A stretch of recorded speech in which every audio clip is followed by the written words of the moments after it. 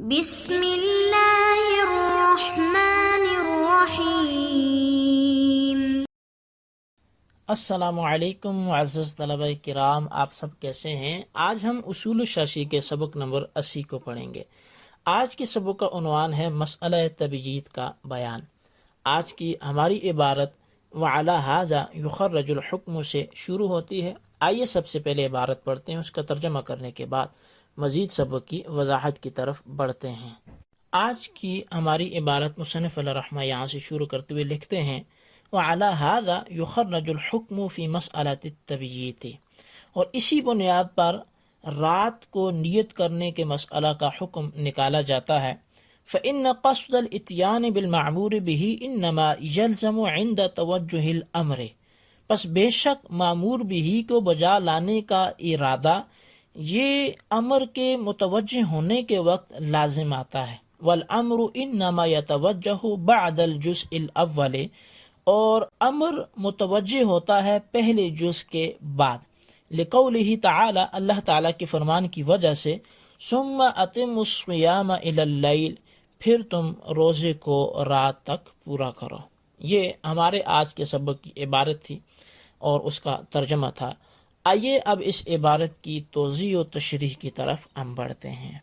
اس سے پہلے جیسا کہ آپ کے علم میں ہے، ہم نے عبارت النص کی تعریف پڑھی، اس کی وضاحت پڑھی، اشارت النص کی تعریف پڑھی، اس کی وضاحت پڑھی، اور عبارت النص اور اشارت النص میں فرق بھی پڑا۔ ان کے حوالے سے ہم نے کچھ مثالیں قرآن و حدیث سے پڑھی،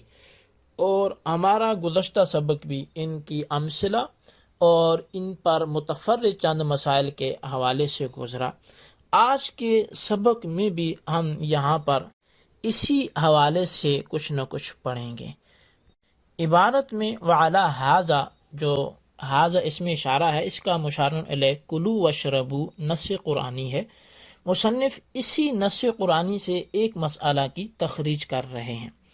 اور وہ مسئلہ تبیید ہے۔ تبیید یہ باب تفعیل کا ایک مصدر ہے جس کا معنی رات کو نیت کرنا ہے۔ مسئلہ یہ ہے کہ ادائے رمضان میں رات کو روزے کی نیت کرنا شرط ہے یا نہیں۔ اس بارے میں احناف اور شوافی کا اختلاف ہے۔ احناف کا مذہب یہ ہے کہ ادائے رمضان میں رات کو روزے کی نیت کرنا یہ شرط نہیں ہے، بلکہ صبح صادق سے لے کر زوال سے پہلے تک نیت کرنا یہ جائز ہے، جبکہ شوافی کے نزدیک رات کو نیت کرنا یہ شرط ہے،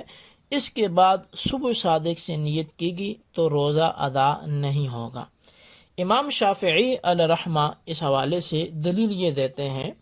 وہ دلیل حدیث سے پیش کرتے ہیں کہ نبی علیہ الصلوۃ والسلام نے ارشاد فرمایا لا صیام لمن لم ینوی الصیام من اللیل، کہ اس شخص کا روزہ ہوتا ہی نہیں ہے کہ جس نے رات کو روزے کی نیت نہ کی ہو۔ لہٰذا معلوم یہ ہوا کہ رات کو روزے کی نیت کرنا یہ ضروری ہے، اور ادائے رمضان میں اسی طرح رات کو نیت کرنا یہ ضروری ہے کہ جس طرح قضا، کفارہ اور نظر کے یا مطلق روزوں میں رات کو نیت کرنا نظر کے وہ ضروری ہوتا ہے، یعنی نظر مطلق کے روزوں میں جو رات کو نیت کرنا ضروری ہے، یا قضائے رمضان میں جو رات کو نیت کرنا ضروری ہے، یا کفارے کے روزے میں رات کو نیت کرنا ضروری ہے۔ تو اسی طرح سے جو ادائے رمضان کے روزے ہیں ان میں بھی رات کو نیت کرنا ضروری ہے۔ یہ امام شافعی علیہ رحمہ کا موقف بھی تھا، اور اپنے موقف پر انہوں نے حدیث پاک سے دلیل بھی پیش کی۔ جبکہ دوسری جانب احناف، امام اعظم ابو حنیفہ رحمۃ اللہ تعالی علیہ، وہ اپنی دلیل جو دیتے ہیں اس کو مصنف علیہ رحمہ نے فَإِن قَصَدَ الْإِتْيَانَ سے بیان کیا، جس کی وضاحت یہ ہے کہ روزہ عبادت مقصودہ میں سے ہے جس میں نیت ضروری ہے کہ نیت کے بغیر عمل درست نہیں ہوگا۔ نیت قصد و ارادے کا نام ہے، اور جس کا حکم دیا گیا ہے یعنی معمور بھی، اس کو بجا لانے کا ارادہ اسی وقت ضروری ہے کہ جب معمور بھی کی ادائیگی کی طلب پائی جائے، اور یہاں معمور بھی کون ہے؟ وہ روزہ ہے، کہ جس کی ادائیگی کے سلسلے میں اللہ تعالیٰ کا امر ہے اتم الصیام الی اللیل۔ جو صبح صادق کے جز اول کے بعد متوجہ ہو رہا ہے، اس کی دلیل یہ ہے کہ اللہ تعالیٰ نے صبح صادق تک کھانے پینے اور جمع کرنے کی اجازت دی ہے، لہٰذا روزہ صبح صادق کے جز اول سے شروع ہوا ہے کہ جس کو مکمل کرنے کا حکم اتم الصیام الی اللیل سے دیا گیا ہے، اور یہ بات اظہر من الشمس ہے کہ کسی چیز کی تکمیل اس کو شروع کرنے کے بعد ہی ہوتی ہے، لہٰذا روزے کی تکمیل اس کے جز اول میں شروع ہونے پر دلالت کرتی ہے، اور اس پر قرینہ کلمہ ثم ہے جو تعقیب مع التراخی کے لیے آتا ہے، چونکہ ثم اتم الصیام الی اللیل، ثم اتم الصیام الی اللیل، قرآن کریم کے الفاظ ثم کے ساتھ ہیں اور ثم تعقیب مع التراخی کے لیے آتا ہے، جس سے معلوم ہوا کہ روزے کے شروع ہونے کے بعد امر اتم الصیام الی اللیل یہ متوجہ ہوا، لہٰذا روزے کی نیت رات کو کرنا ضروری نہیں بلکہ صبح صادق کے شروع ہونے کے بعد بھی جائز ہے۔ اب یہ امام اعظم امام ابو حنیفہ رحمۃ اللہ تعالی علیہ کی طرف سے گویا کہ دلیل پیش کی گئی، جبکہ امام شافعی کی بیان کردہ حدیث کا جواب بھی تو ہم پر لازم ہے، تو اس کا جواب یہ ہے کہ اولاً یہ حدیث احناف کے موقف کے خلاف نہیں ہے، کیونکہ احناف کا یہ اصول ہے کہ جب قرآن مجید کے معارض ٹکراؤ میں مخالف سمت میں حدیث آ جائے تو پہلے ان کے درمیان تطبیق پیدا کرنے کی کوشش کریں گے، دونوں میں کوئی موافقت کی راہ نکالیں گے تاکہ حدیث پر بھی عمل ہو جائے اور قرآن کریم پر بھی عمل ہو جائے،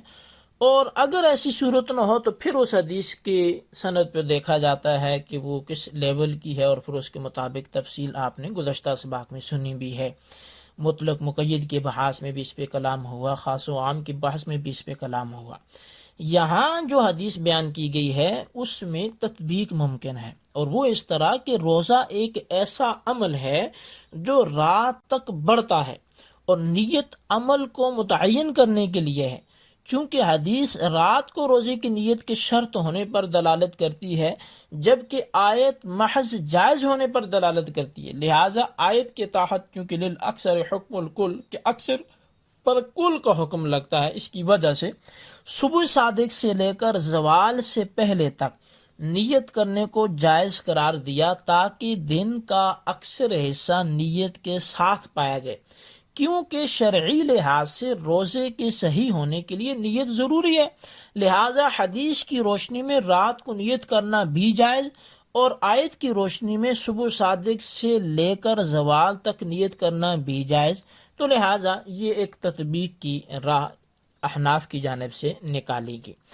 اب دوسرا اس حوالے سے امام شافعی کی بیان کردہ حدیث ان احادیث کے مخالف ہے